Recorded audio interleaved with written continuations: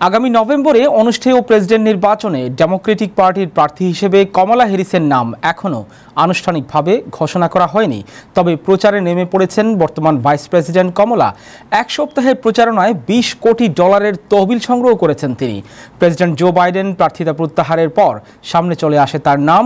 নভেম্বরের নির্বাচনে কমলা Harris Republican পার্টির প্রার্থী ও সাবেক প্রেসিডেন্ট ডোনাল্ড ট্রাম্পের মুখোমুখি হচ্ছেন, এটি এখন অনেকটাই নিশ্চিত। বিস্তারিত রিপোর্টে। যুক্তরাষ্ট্রের আসন্ন প্রেসিডেন্ট নির্বাচনে ডেমোক্র্যাটদের পদপ্রার্থী হিসেবে কমলা হ্যারিস মাঠে নামার এক সপ্তাহের মধ্যে দলটির নির্বাচনী ফান্ডে $20 কোটি জমা পড়েছে।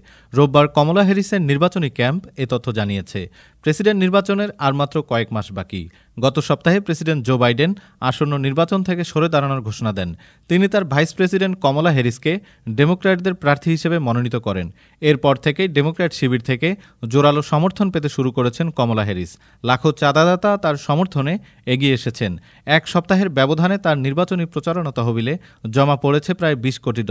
এই অর্থের পুরোটাই ডোনেশন বা দান। আর দাতাদের মধ্যে বেশিরভাগই এবারের নির্বাচনে প্রথমবারের মতো কোনো সম্ভাব্য প্রার্থীর তহবিলে অর্থ জমা দিয়েছেন। কমলার সহকারী প্রচার ব্যবস্থাপক রব প্লাহার্টি সামাজিক যোগাযোগ মাধ্যম এক্সে পোস্ট করে বলেন, আমরা গত এক সপ্তাহ ধরে প্রচার শুরু করেছি। এর মধ্যে কমলা হ্যারিস $20 কোটি তুলে ফেলেছেন। দাতাদের 66% নতুন ডোনার।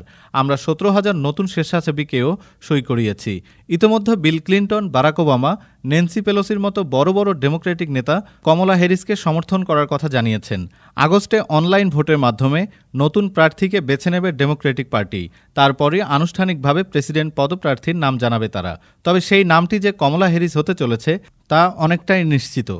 সম্প্রতি রয়টার্স ইপসোসের এক জরিপে জানা যায়, প্রাথমিকভাবে প্রতিদ্বন্দ্বী প্রার্থী রিপাবলিকান নেতা ডোনাল্ড ট্রাম্প কমলার চেয়ে এগিয়ে নেই। তারা দুজন এখন সমানে সমান।